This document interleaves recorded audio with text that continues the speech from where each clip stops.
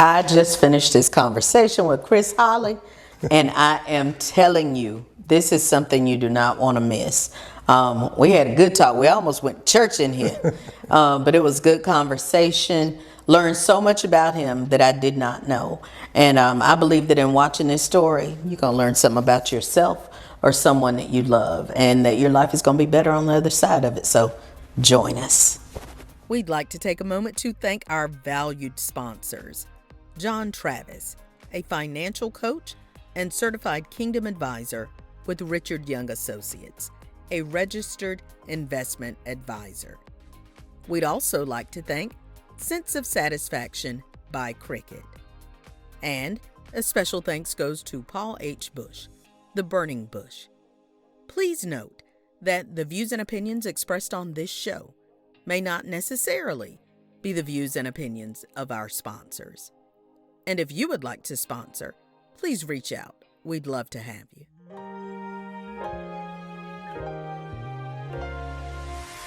It's time to hear the story, make the connection, learn the lesson, and gain the wisdom. Are you ready? Let's get charged and be changed. The Sister Speak Brother Break Show. Conversations on grace, healing, and deliverance. This is Marcy Bush. Come on, let's journey together. Matter of fact, checking on. But yeah, you have that opportunity. It's important. And you look forward to just engage with them. Yes. Conversation starter basically is what we need to really grasp as men, because again, we don't talk about our emotions. We deal with it. We frustrated at home, we frustrated on the job, we frustrated with church, right, or whatever, and we don't really vent it to anybody, and we just deal with it. And you can't always deal with it. You got to talk it out. Yes. Sometimes you got to let somebody know, look, because a lot of times it deals with you. Yeah, it'll manifest in other ways, stress and all that, and then it'll start affecting all the other areas of your life, and you don't realize, well, what's going on over here and whatnot, and it's not nothing to do with the wife, right? But because I didn't just deal with it in its proper place, right? Yes. And so just approaching the kids, talking with them, and getting them to understand. You can open up. You can trust me. I tell them at church. I say, look, y'all can come talk to me. I said, and it'll stay with us. I say, unless. Right. And I tell them that now. If it's something I feel like your parents must know, I got a responsibility to tell them.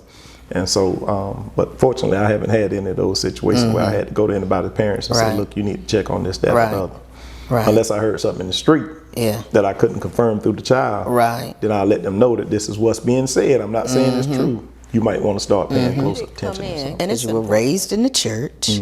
Now, during your crazy years, were you going to church, or you had kind of gotten out? Once I got out of high school, I was still in grandma's house, but she wasn't making me go as much. And then she got remarried, and so she left us the house. And so then, we definitely ain't going to church. So yeah, it was a period where I just quit going. And what pulled? We know the Holy Ghost, but what pulled you towards the church? Well, my wife girlfriend at the time, she was off in school, and then she came back home, and we started shacking, the old school word. And so my grandma saw her leaving one Sunday morning going to church. And I was at home in the bed. And so she came down there. And she was like, if I see that girl going to church one more morning and you ain't in that car, it's going to be a problem. And so then I started easing the church. And then grandma come back around then and said again, if she going to be down there, you need to marry. If you ain't going to marry, you'll send her home. And so that's kind of how things started to evolve in that aspect. But that's when I started back going to church with her, because I was a member of St. Mary, right through the bond plant, what we call the bond plant. And so she was going to Mount Pleasant. So I started going to Mount Pleasant. And Reverend Roundtree started preaching to me every Sunday. And just directly at me. And so I was like, okay. So I started going there. He got me involved in different things within the church. But again, I was just going. Because I was going to church, and then I was still doing whatever else I wanted to do. And but at least it had a different side. You know what I'm saying? Right, yeah. Yeah. And it had a different feel, and it was a different experience than I've ever had at church, because now I'm being asked to do different things. Okay. And it might be just something simple as clean the cemetery. And then he said, well, I'll make you one of my trustees. And I'm like, man, I ain't ready to be no trustee or nothing like that. But he started getting me engaged in church. But where I received my salvation and started to actually grow in my relationship with God was at a Manpower conference. Okay. So my dad was down in Beaufort at this time. He's living down in Beaufort now. And he was going to Manpower, and he asked me to come go with him. And I said, well, I got to work. I said, I'll get off Thursday, and I'll come down there after I get off work, so I don't have to miss work. And so this particular year, I'm going to Manpower, driving a Caravan. I forgot what year it was. Transmission went out on me in like Rockdale County, right at one of the welcome stations. So I called my dad. Him and one of his buddies was there. He came and got me. We left the van, went to Manpower. Experience like I've never experienced before. Yeah. I mean, I've been in church all my life. Yeah. And it was an experience like I had never experienced. We was at the subway station. I feel it while you're talking. Like, it's a whole different. We was at the MARTA station, and all these people are getting on the MARTA going to the Georgia Dome. And they were just shouting, Jesus, Jesus, what's his name? Jesus. I mean, taking over the station. And so we getting on, and man, we going into the Georgia Dome all amped up and on fire. And then they get out of that morning session, go back that evening. And this particular morning, I look back at it now and see it. Robert Sloan is the one of my dad's friends. Okay. And he was in the hotel room there with us. I woke up to him mumbling. And I'm like, what's going on? I look, he's in the corner with a blanket over his head. And he's praying. And I don't know what his prayer was. But when we go to the session, this evening session, I'm sitting in there and the word is going forth. And then I don't remember nothing but being in the middle of the aisle, weeping, tears flowing. I'm broken. I'm at a point now where I'm just, God, I hear you. I've done this long enough. I've ran long enough. I just need you to, because I've had ups and downs throughout this whole time. Right. I'm married. Got my wife and my daughter Mia was with us at the time. I go home. She said, what we having for dinner today? I said, well, something in the freezer. Go in there and get something. Beer on my breath. Okay. Go in there and get something. I open the freezer, and literally there's nothing in there but one of those square boxes of pizza. Just the tortinis or whatever, Tony's or pizza, whatever it was. And that was the only thing in there. Okay. So I gave her that and told her, well, y'all eat that and I'll figure something out. I left and went up to Sunshine. I'm gonna get back to the Georgia Dome. Okay. But went up to Sunshine and asked for $20. Asked one of my buddies for $20 to buy some groceries. Man, I ain't got it. That. Nobody had it. Okay. But they were steady buying me beers while I was standing there trying to get this $20. Okay. And I went home and looked in the mirror. This fly trying to distract. Take over. So I went home and I looked myself in the mirror and I'm weeping. And I told God, if you take this taste of alcohol out of my mouth, and I promise you I won't turn back to it. I'll serve you, and you all the promises you make to God. Yeah. And so then, fast forward to the Georgia Dome experience. I'm in the middle of this. So God had already begun to. He began to work this thing. And see if I'm gonna be true to my word, because He's true to His. And so then I'm in this Georgia Dome, and I'm just weeping, and I'm in the middle of the aisle on my knees, having an experience like I've never had before. And I came back from that experience. I've never been the same since. And it was just, I came to church that Sunday morning. I was fired up, and I told Reverend Roundtree, I said, whatever it is you need me to do, I'm gonna be obedient to it. I said, God has just changed my life. Man, I was on fire. Yeah. And then I was drinking the next week. Okay. Yeah. I was back. Because you got to maintain. Yeah. Back to the drinking. But I'm fighting now. Yes. Before it wasn't a struggle, but now it's a struggle. And I would go tell my friends I'm not drinking anymore. And then turn around, man, I thought you said you wasn't drinking anymore.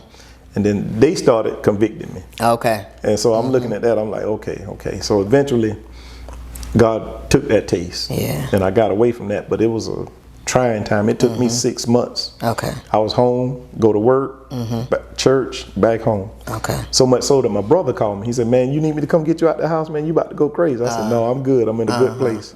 And so then when I got strong enough, then I started mixing myself back in company with them and whatnot. But so that Georgia Dome experience is what made me realize Yes. where I needed to be. Yes. And so then went through that transition.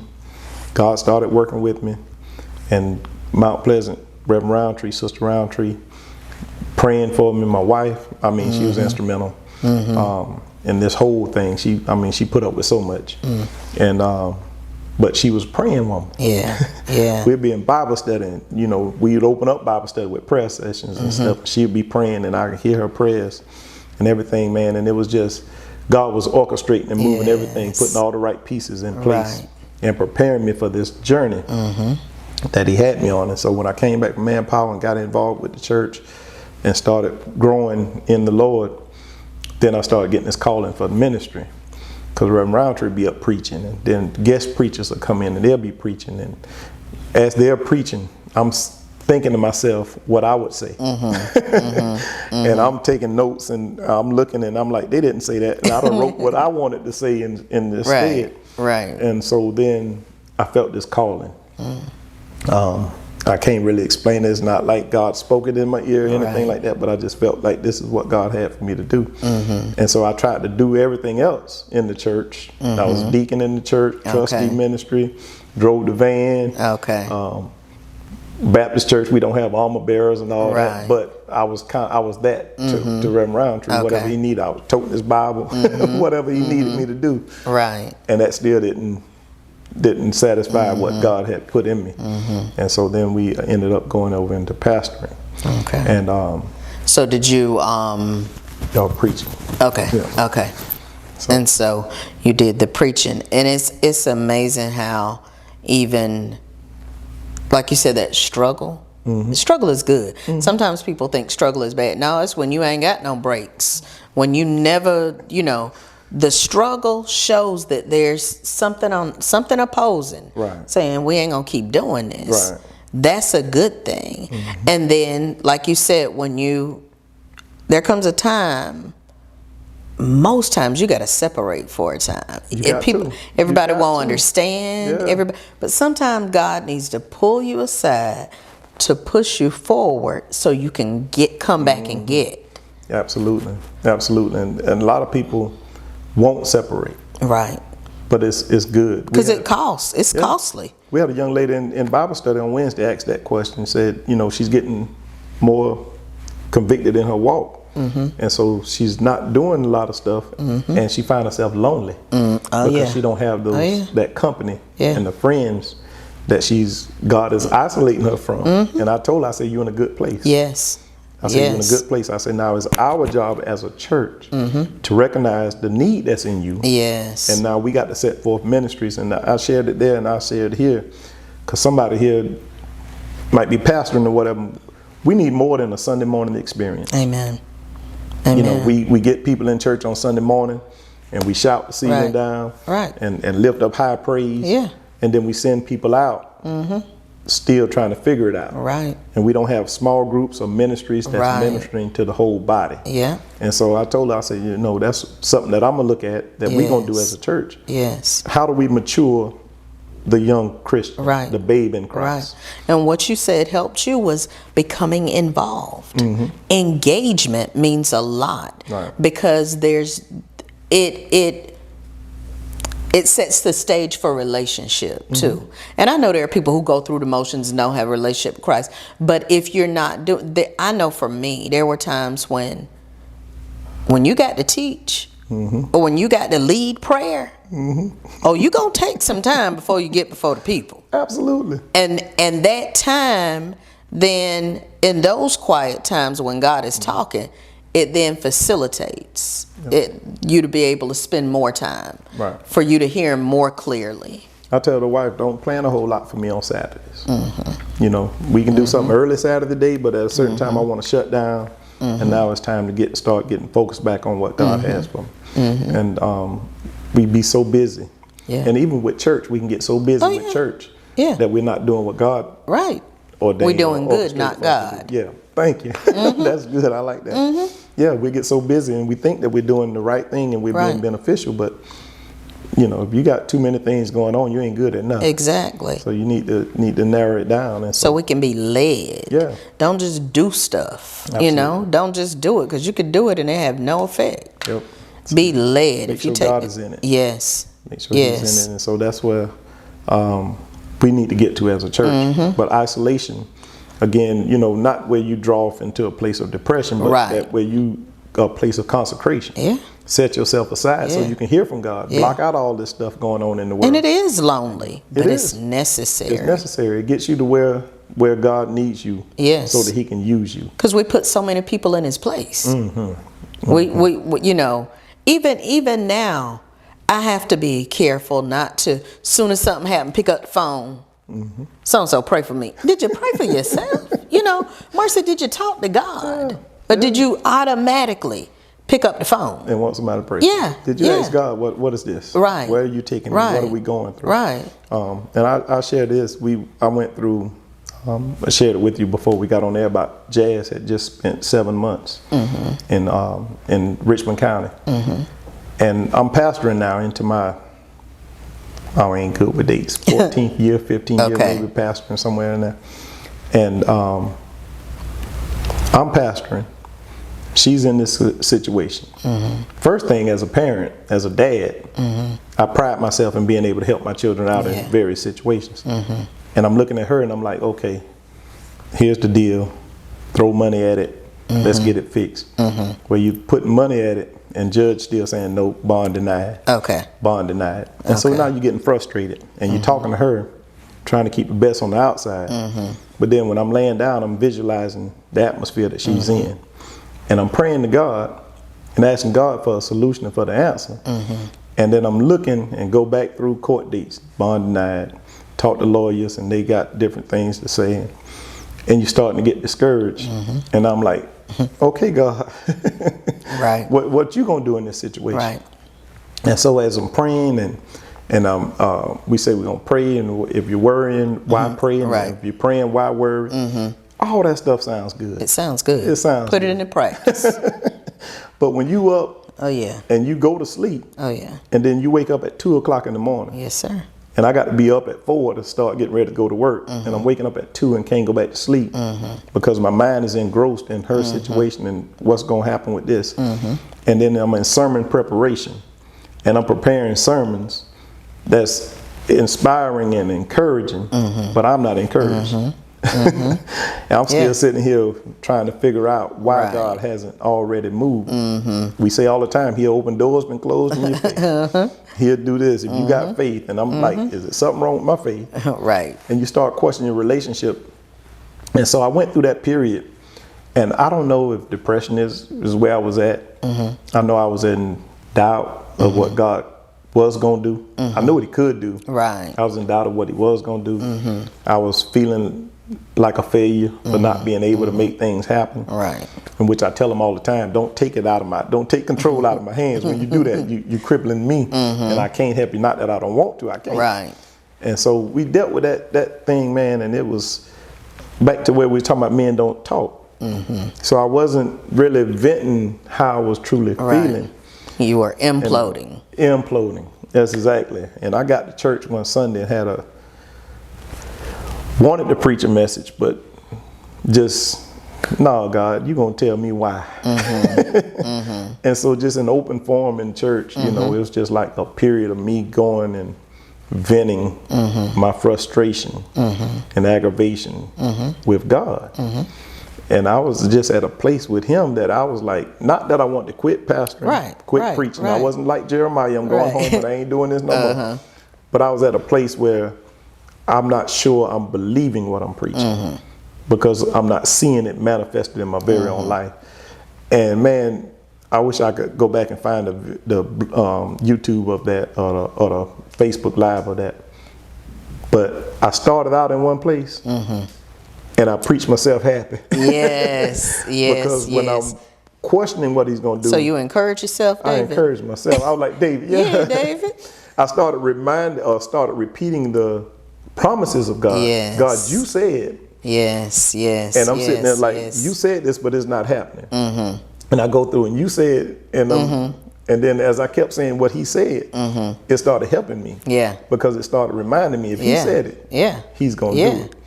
And so I went through that. And that's that power of the spoken word too. Absolutely. So many times we think, and thinking, yes, it's good. It starts as a thought, but we don't, our words have power. Right. We are speaking spirits. And when we say something, and like you said, that's where the enemy uses a lot of that lack of communication. Right. Yeah. Because if he can keep you quiet, he gonna keep running his mouth. And you're going to hear it. And even if you are fighting it in your mind, if you don't open your mouth, I know. And then as parents, we get in God's way. Yep. Because if we can get them out, you know, and sometimes it's like, no. I can only get to them when you move out the way. Move out the way. And that's what I realized through that process. Yeah.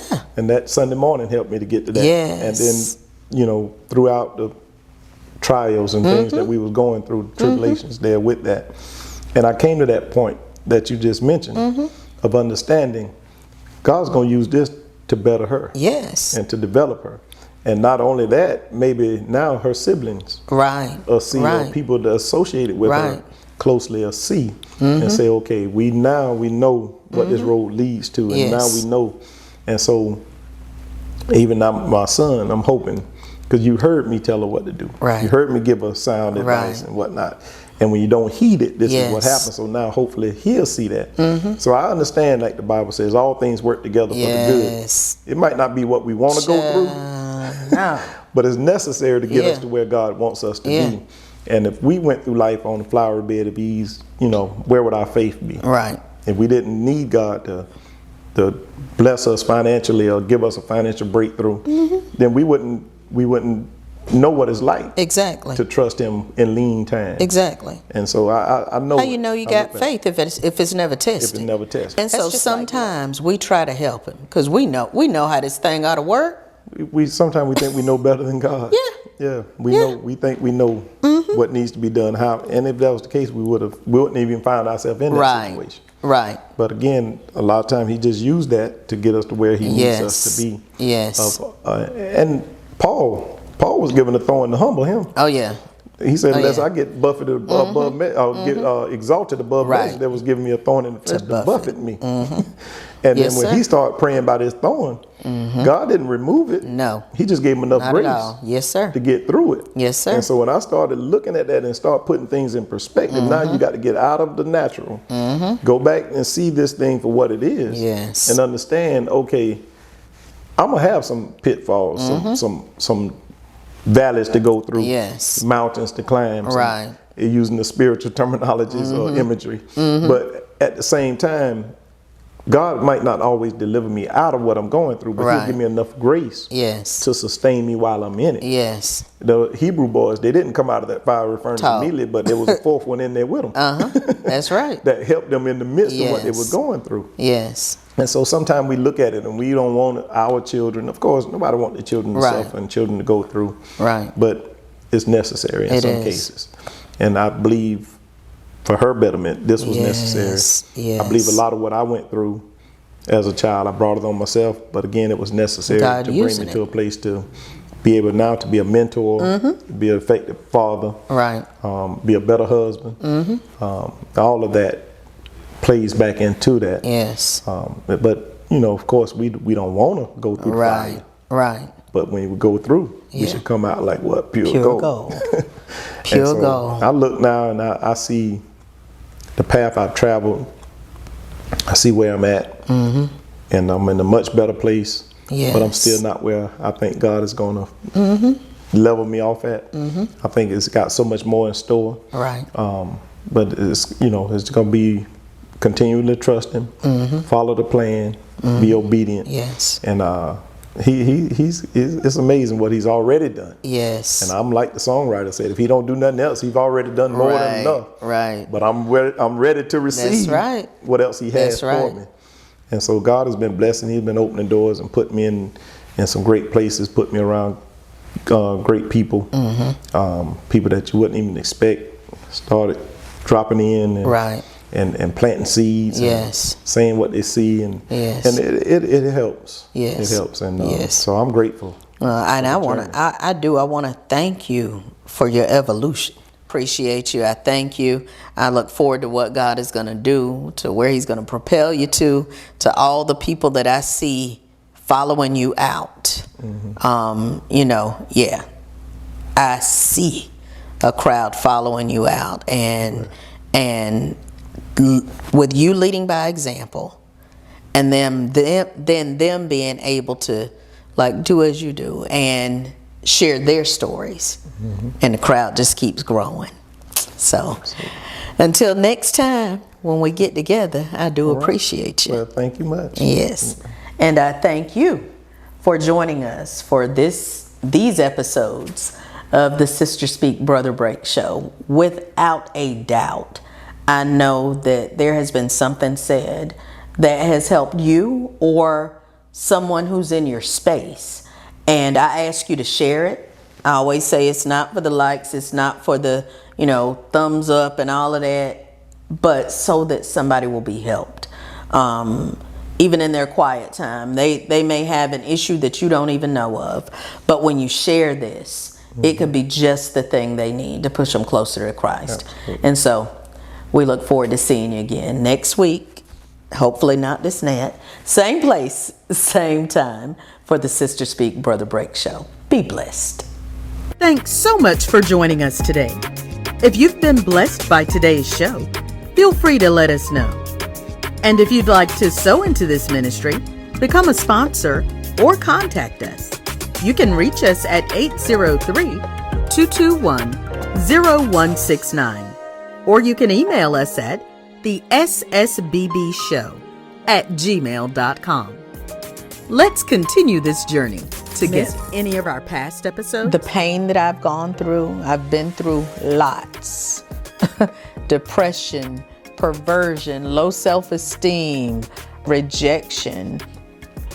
But I'm here, and I'm loving life, and I'm changed forever. I'm trying to maim you, to leave you physically and mentally maim you. He wanted your life. I don't think he so much wanted my life is that he wanted some results.